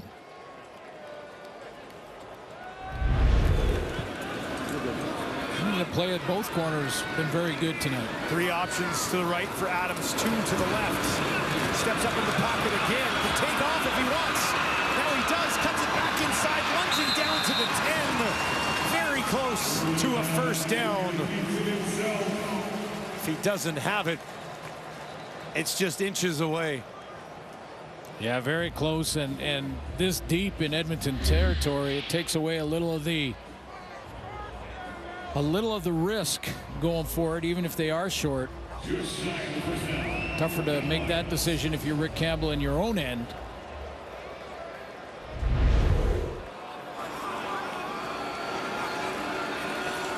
Ninth play of this drive. Adams goes to the top of your screen. Mackey will slide in. He's been handling short yardage here. 3rd and inches. Mackey takes it, finds some room towards the 5. Ball pops out, and it's knocked out of bounds. Who touched it last? A discussion from the officials. Niles Morgan says it was him, and the officials seem to agree. What a play by the Edmonton defense. Mackey wants to take this wide, and he's got the edge. Now, does it Purifoy? No, it's a corner. Kai Gray coming up, putting the helmet right on the football, and that, I believe, was a clean touch out of bounds. Looks like it's Edmonton's ball when we return. Vancouver, everyone. And Edmonton gets the ball back on their own 4-yard line after the fumble by Mackey. MBT quickly gets this one away, and look who it is. Eugene Lewis for the first time. Let's take another look at that turnover. Yeah, David Mackey trying to get outside, and he does. But this tackle from Kai Gray right on the football, that's helmet to the ball, and you actually teach that to try and target the football, and that'll bounce out against anybody. And it was Luchez Purifoy who knocked it out of bounds. Heads up play. We talked off the top. If they got to get that first W, their veterans like Purifoy have got to step up and make the key plays, and he made one there. Rare smile from Chris Jones tonight. His team finds himself in this ball game once again. 2nd and 4. Over the middle. Wide open. Completed to Gittens. Tried to cut it back at the 30. Taken down. Flag on the play. Is that a face mask? It looked like a face mask to me. Boy, that gets... Major foul, face mask. BC number 1 will go up 15 yards from the end of the play. 1st down for Edmonton. Boy, that's good time for McLeod Bethel-Thompson first, and because he's got crossing routes, he's got to get that extra second to throw it from there. A little play action helps, but nice throw to Gittens, and then Gary Peters, that's the accidental. He let go of it immediately, but the accidental is the same as intentional. It's a penalty. After you tack on that penalty, 37-yard pickup for Edmonton. Out into the flats. Smith taken down. Penalty too. Another flag as Rugamba crosses the line. Oh yeah, that's another one for sure. And the first one, the Gary Major Peters. foul, unnecessary roughness. BC number 33 will go up 15 yards from the end of the play. 1st down for Edmonton. Yeah, Gary Peters was an accident. This is a bad decision. Gumba had to know where he was on the field, and this is definitely unnecessary roughness. The correct call by the official around the neck and throws him to the ground. Plus territory, just like that. 5th catch of the game for Arkel Smith.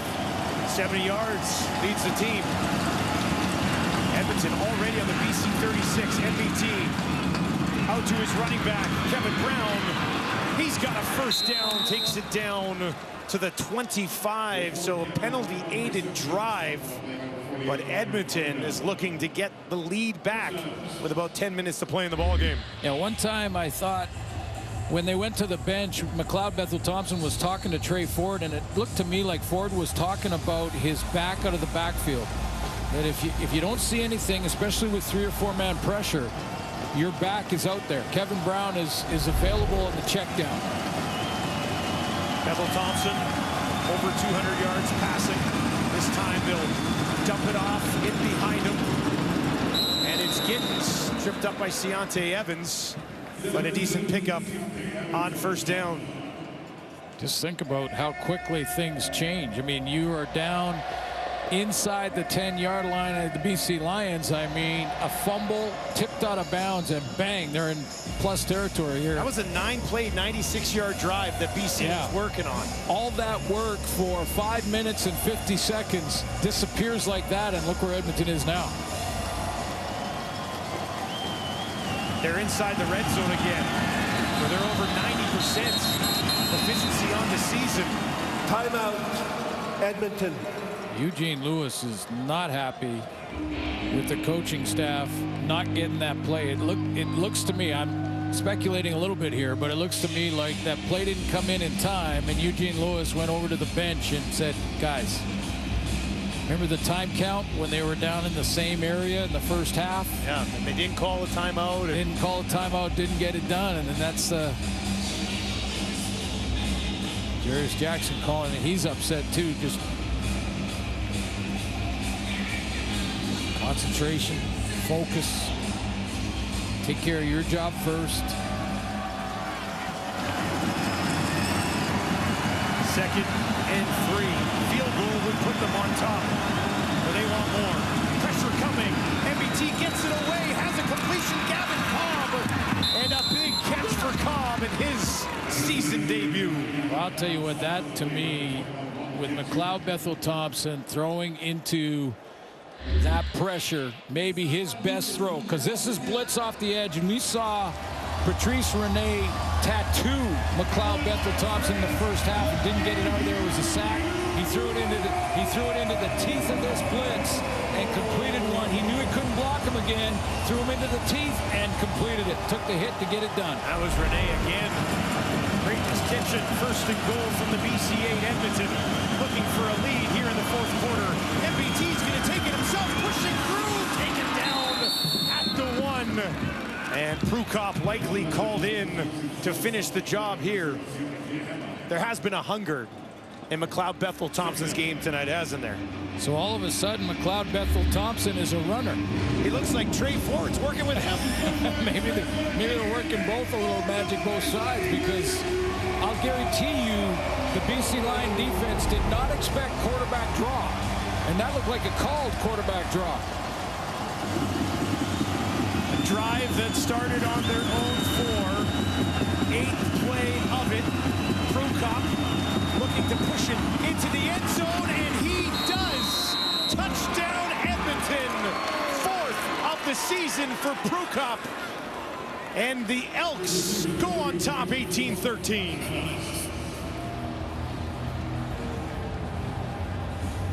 That's how quickly it can turn, especially in the fourth quarter, late in games.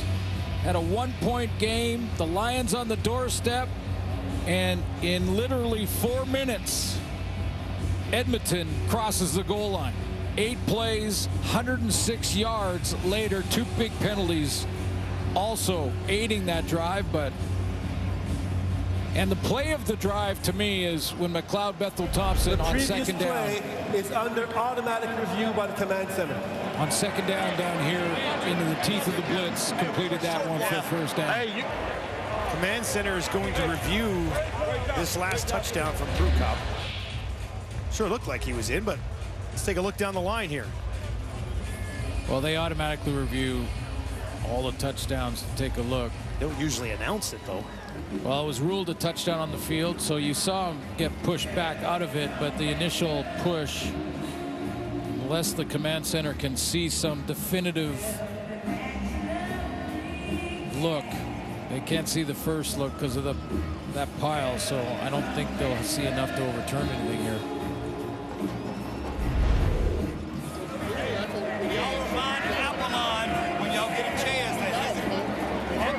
So an extra look at it, but let's get the official ruling. Upon further review, the ruling on the field stands. It's a touchdown for Edmonton. All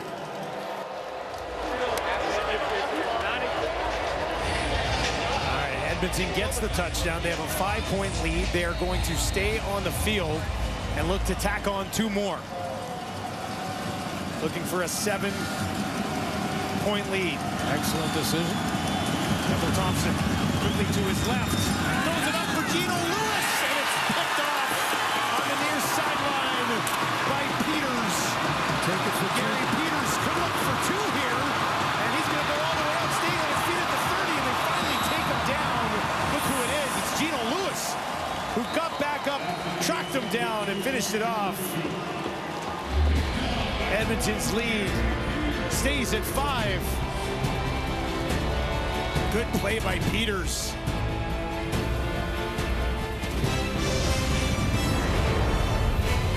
The Edmonton Elks are looking to give up a touchdown with the Lions inside the 5. Many Edmonton fans at the time, I'm sure, said, you know what, I'm going to go get a snack now because it looks like they're going to give up a touchdown here. They don't. 30 yards of penalties, 4 minutes, 25 seconds, 106 yards in 8 days. And Edmonton takes the lead. And there's a bunch of fans out there in Edmonton with their snacks going, what happened? I'd advise you against leaving during the fourth quarter of a CFL game. There's a flag as this ball was kicked back at the 35. Nowhere to go on the return for Terry Williams. Might have been offside on the kick. They might want to happen before any contact was made, and they're talking to Rick Campbell, which would mean it's against offside, Edmonton. Edmonton, number 27. It's a 5-yard penalty. Will re-kick. That's a veteran, Tanner Green. And that kickoff cover team now just sprinted 50 yards. Now have to go reload and sprint 50 yards again. Do it again. You know, this sets up the, well, it increases the odds of a big return. And these returners in the CFL are, they gotta set the alarm clock or something. Get rolling? Yeah, they gotta get rolling. The cover teams are winning right now after 3 weeks. First game of the season we did, there was 2 returns that were called back on penalties. That's true. Mario Alford, Javon Leake. Yeah, stop doing that too. That could have changed things. So they'll kick it from the 25. Terry Williams waits. BC about to get the ball back. Trailing 18-13. Williams. The 30, 35, and that is where he mowed down by the cover team for Edmonton. Applewan, I believe, among the multiple members of the Elks in on that tackle. Don't get me wrong. I mean, I like seeing guys go down and cover. Did it a bunch 100 years ago, but that you know what, that's another great special teams play on the cover teams. Midway through the fourth quarter, the high-powered BC offense has not scored just yet. Adams 17 yards away from tacking on another 300. Drive starts in their own 35. VA quickly over the middle. That's his fullback, Mackey.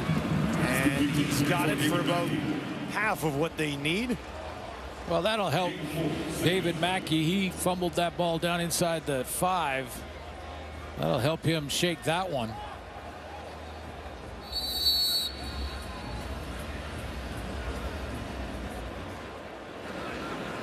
Four yards on the completion of Mackey. He's got 2 catches today. 7 different targets have caught balls from Adams so far this evening. They work from their 39, just 3 men front for Edmonton. Adams, Catoy, first down over the 50 to midfield before he is taken down. And Catoy now with 5 catches in the ball game. Vernon Adams gonna negotiate the pocket to get a little time, but there's Catoy, who's having himself a game back in the lineup. He just sits down. Good recognition of the coverage. Saw that Nick Anderson was inside covering somebody else, and first down. 300-yard game for Vernon Adams. That's his 3rd of the season. So 3 of 4. He's gone for 300. Stanbeck jumps over to his left. Now out into the flat. VA looks to him. Now throws to him. Turns it upfield and pushes his way through a tackler, Kai Gray. Over there, Nick Anderson came to help out. 2nd and manageable for the home side. You know, sometimes quarterbacks want a bigger chunk on those plays. And, you know, I swear if they could get it to the back earlier, there's more options for the back out. Now, don't get me wrong. They'll take a 7-yard gain on first down to get in 2nd and 3.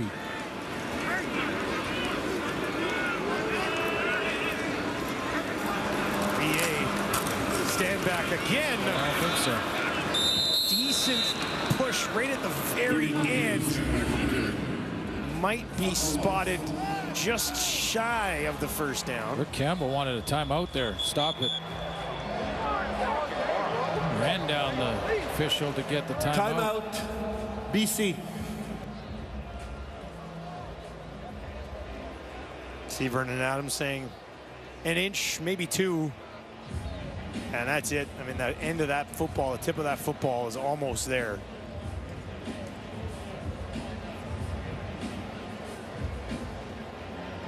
And it'll be a short yardage situation again.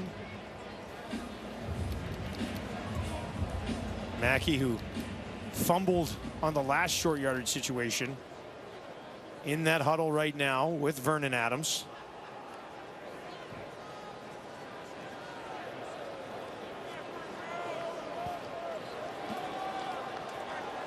Timer, please reset the clock to 4 minutes, 30 seconds. 4-3-0, please. They're going to tack 11 seconds back on the game clock.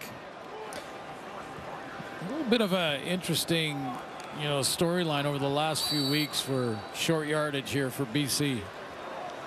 Mackey needing just inches. Grabs it, pushes ahead. He's got it this time. Hangs on to the ball. First down, BC.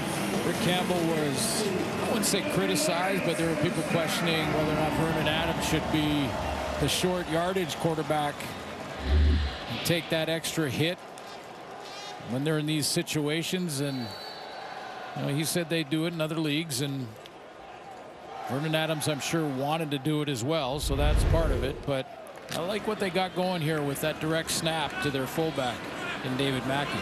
Less than 4 minutes to play. BC trailing by 5, but putting together a drive here late. Stanback now out in the slot to the left of his quarterback.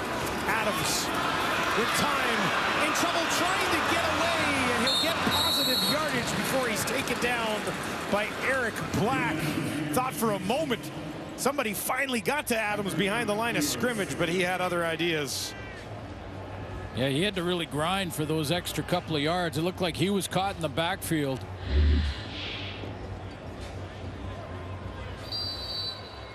That time initially turned away from an open receiver, was his running back, William Stanback.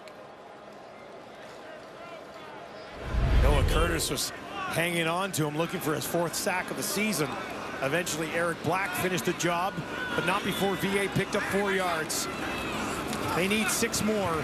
In the pocket again, down the field, and that one falls incomplete. Looking for Eberhardt, who's looking for a flag. Well, he's looking for a flag, but he also may be looking, see if his coach will challenge. We entered. There's Eberhardt, and this is a corner route. Rick Campbell has challenged that this is pass interference. There was no flag on the field. Leon O'Neal is in great position, really doesn't have to hold that left hand down, but I think the Lions are going to get a first here. Let's go to the call. Upon further review, the ruling on the field is overturned. We have defensive pass interference. Edmonton number 32. It's going to be first down for BC at the 5-yard line. O'Neal's reaction after the play kind of said it all. It probably helped Rick Campbell to go ahead and challenge, because he put his head down like, oh man, I blew it. He knew he'd do it, yeah. And you're right, he was in a good spot, just put that hand up. Yeah, he was in great position, running step for step with him, but can't hold down an arm like that. Another rookie in this Edmonton defense. Had a nice start to the year. That one stings. BC. First and goal from the Edmonton 5. Stanback stands next to his quarterback. VA looking to throw out of the pocket. Now he's going to run it towards the end zone. And he's in. Touchdown, Lions. They go back on top. Vernon Adams Jr. does it himself.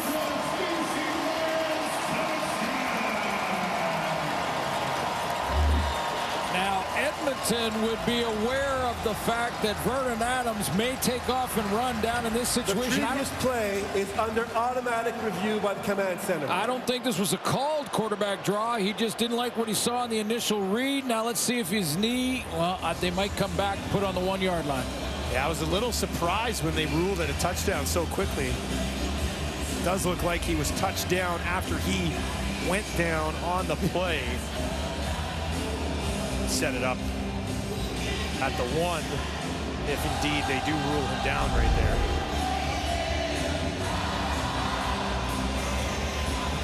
Seemed pretty clear.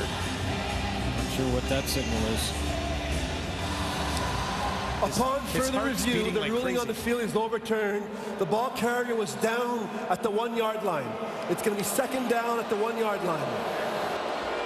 Crowd doesn't call. No, they don't like it, but it's a correct call. They did get it right. And now back into the hands of Mackey. Looking to get that lead, pushing through. Touchdown, BC. Flag on the near side of the field. But is that against the Edmonton defense? Often is against the defense, but there's redemption for number 34. Offside, Edmonton defensive line. The penalties declined. The result of the play, the touchdown. David Mackey fumbled about 10 minutes ago that led to an Edmonton touchdown drive, and they took the lead off it. Boy, that helps you sleep at night when you make a mistake and you lose the ball, or you make that one bad penalty or whatever it is, but you come back with a big play before the game's over. That helps you sleep at night. Now, McLeod Bethel-Thompson still has time. Lions will go for 2, looking to take that 3-point lead. Adams, will he take off again?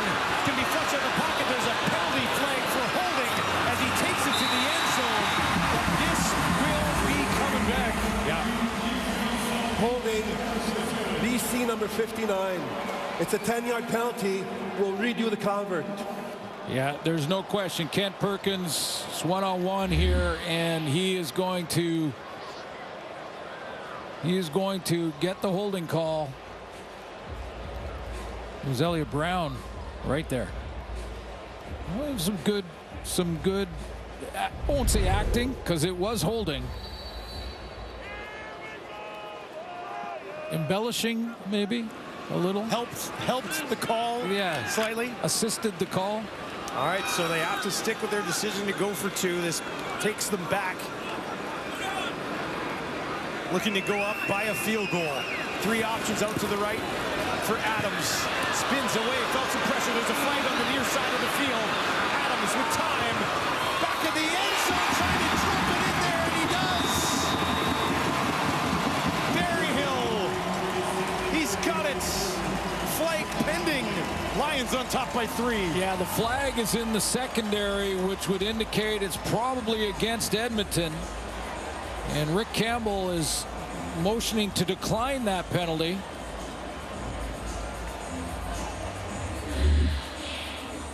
But here's the end of the play. Great blind turn for Vernon Adams to get outside, and the ruling on the field is an incomplete pass. Ooh. However, illegal contact, Edmonton number 5. It's a 10-yard penalty. We'll redo the counter again. Well, he's had a good game too, and Kai Gray gets that one. Give another try to the Lions to go ahead and get this 2-pointer. After they ruled incomplete, well, it looked like they initially said it was a catch. Exactly, because Rick Campbell was halfway on the field declining the penalty. Yeah. It was right in front of their bench, and he was declining the penalty, and then they said, by the way, we're ruling that incomplete. Okay, no, I'll take the penalty. Yeah. All right, so they move it half the distance to the goal, and we'll do it again. Adams. Thought they've had it a couple of times. We'll look to get it here. Quickly, corner, lays it out there, hauled in. McInnes working on Bynum, no problem. No flags either. 21-18 BC. It's a big 2-pointer. Tremendous body control for Justin McInnes.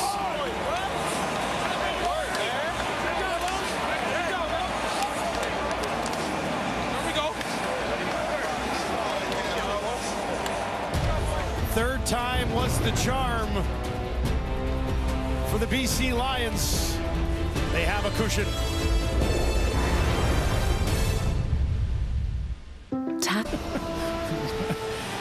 How do you like some of our scenics in Vancouver? It's nice here. I'll just say it's beautiful down here. Okay, what you want as a quarterback is a chance to have enough time and the ball in your hands. They kick it away from Leak. It'll be taken by Cobb. Cobb on the far side of the field. Decent return. It really was. And let's go back to the two-point convert, because this is tremendous body control. Justin McKinn is 6'5", about 215, and he flips his hips there. He would have lost sight of the ball for a split second, then had to find it again. Watch him flip his hips, find the ball, and then track it down, and right on the fingertips pull it in. That's a monster catch.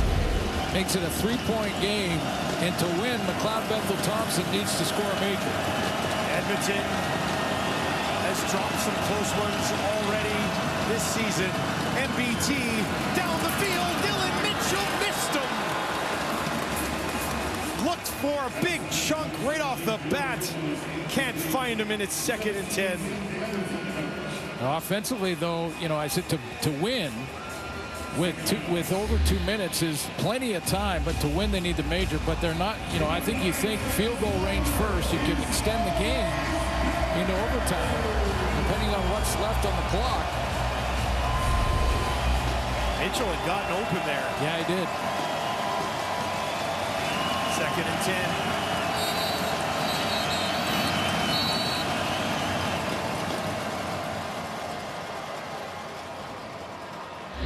All right, we believe the command center is taking another look at this hit on McLeod Bethel Thompson as the drama increases here. Pete Robertson. The previous play is under review, under automatic review, for a potential roughing the passer. Roughing the passer falls sort of under the category of player safety. And the command center in the final 3 minutes can call down in real time to the official before the snap of the ball and take a look at it. And that's what happened here. And Robertson, I'm not sure that he got the helmet. It looked like he got it across the chest. Took a quick look at it. Let's find out. Upon further review, the ruling on the field stands. There's no penalty on the play. It's 2nd down. All right, so they wanted another look at it. Didn't see anything that would call for the roughing the passer. Well, I thought they probably thought that the hand got up into the face, but it didn't. It was on the shoulder or in the chest. Came in underneath. 2nd and 10, 4-man pressure. MBT near side, wide open. It's Mitchell. First down. It looked like he stepped out of bounds, but the play continues, and eventually they will blow it down. Well, he didn't step out of bounds because they're marking it past center field, which means Edmonton is about a first down away from tying this game at the very least, with time to put that major on the board. That's a long throw with a guy in his face to get it to Mitchell. Well, did he step? Did he step on it? It was close. He laid down. Get it away again. And that one is caught for the first down. Gibbs Jr. this time. And they are down to the 45. Definitely within range of taking a shot with Beatty. Absolutely. Monster leg. Now, Boris Beatty's got a big leg, well within his range. His long on the season's 48, but he's got a big leg. So basically in field goal position now. I mean, this would be a long one.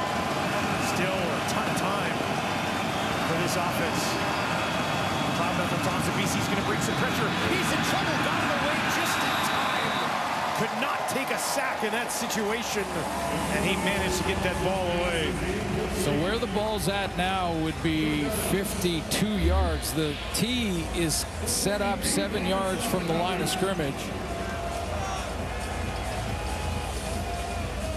The pocket just collapses. Bolacumbo in on that too. Robertson gets there, and Beatty's going to try the long one. 7 yards from the 45-yard line, so a 52-yard kick. He's got the leg, we know that. And it's not like there's any wind going on in this stadium. Conditions would be perfect to tie the ball game at 21 from 52 yards for Boris Beatty. Just inside the right hash, that kick is up, and it is good with leg to spare. And we are deadlocked at 21 with 1 minute and 11 seconds on the clock. Tremendous confidence, and like we said, a big leg from Boris Beatty. When he makes contact on this ball, he turns around and goes, yeah, money, done, thank you, good job, nice hold. Tie ball game.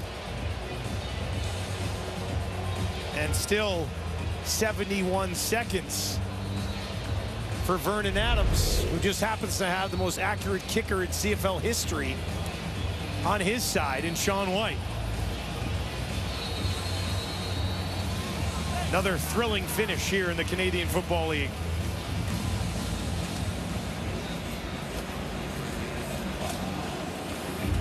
Vernon Adams, 317 yards tonight, 26 of 37. Terry Williams back to return. Now, do you kick it away from Williams over towards Mackey?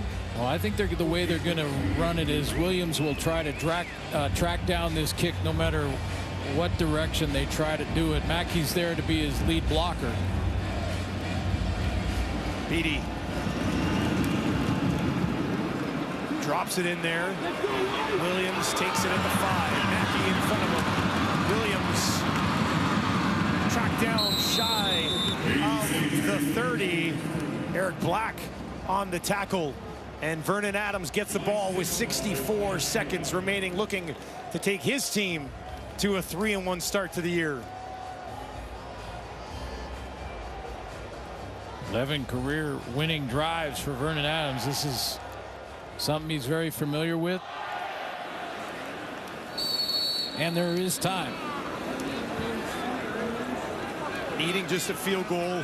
He does not need to be rushed. There's time for a 2-and-out defensively, and to get the ball back. Good point. Well, don't go anywhere. I mean, it's a Thursday night. What are you really doing anyway? Settle in and join us the rest of the way on this one. Adams in trouble. Gets away from Brown. Now takes out Vernon Adams. Look at that first down marker. He'll slide after picking up about 7. Well, good decision for Vernon Adams. Even though he's a little short, he doesn't take another big hit, but also stops the clock. That play took 6 seconds. They gave him 8, 2nd and 2. Stand back, stands in to the left of his quarterback. VA gets it away quickly. Eberhardt, first down, takes it out just shy of the 50. A flag, 2 of them coming at the end of the play.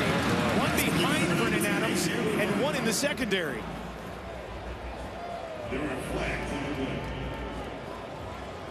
Well, I think if major foul, face mask, Edmonton number 45. We'll go up 15 yards from the end of the play. First down for BC. sometimes when you're in a rut and you're digging a hole, you just got to stop digging.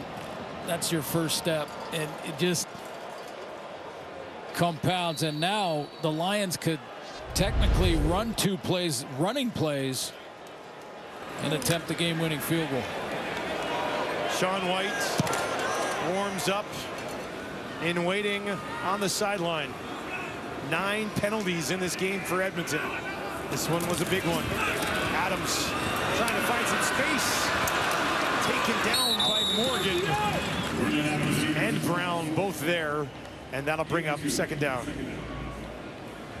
Just, you know, there's been a handful of this type of thing at the very worst time for Edmonton, and this is just, again, this is an accident. This is Morgan trying to make a play, working his butt off, trying to get there, and he just by accident grabs the face mask. Clearly a penalty.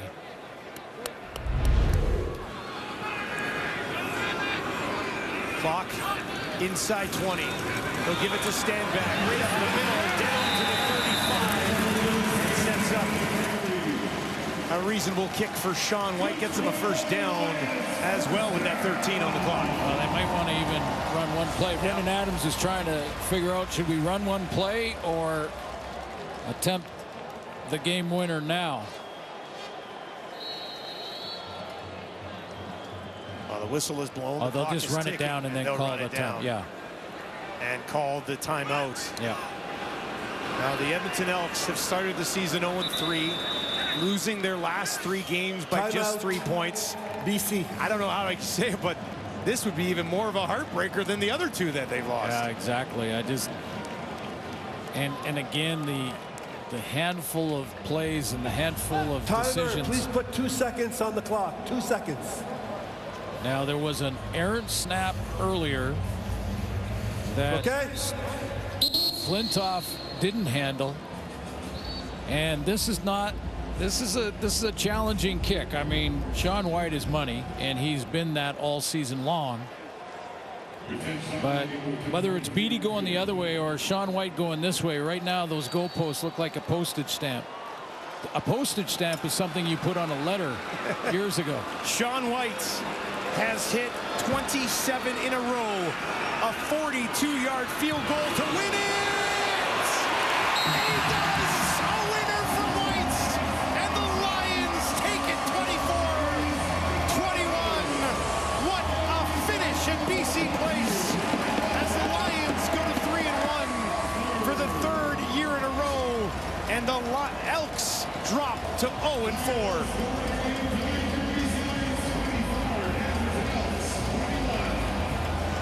Three consecutive 3-point losses for Edmonton. Vernon Adams over 300 yards passing, got him in field goal range with no time on the clock. And Sean White, if he gets it on the tee, he's money. Has not missed a kick all year. Sean White, who leads CFL all-time in field goal accuracy, does it again. He's now over 88% in his career. And Chris Jones is 0-4 after back-to-back 4-win seasons. Bye week for Edmonton. What do you think the conversation is in that market? Well, you know, I mean, it doesn't have to even be said. I mean, the way they started last year, the record, the way they're starting this year, 0-4. I mean, a team made up of a lot of very good football players, but they keep making 5 or 6 mistakes that cost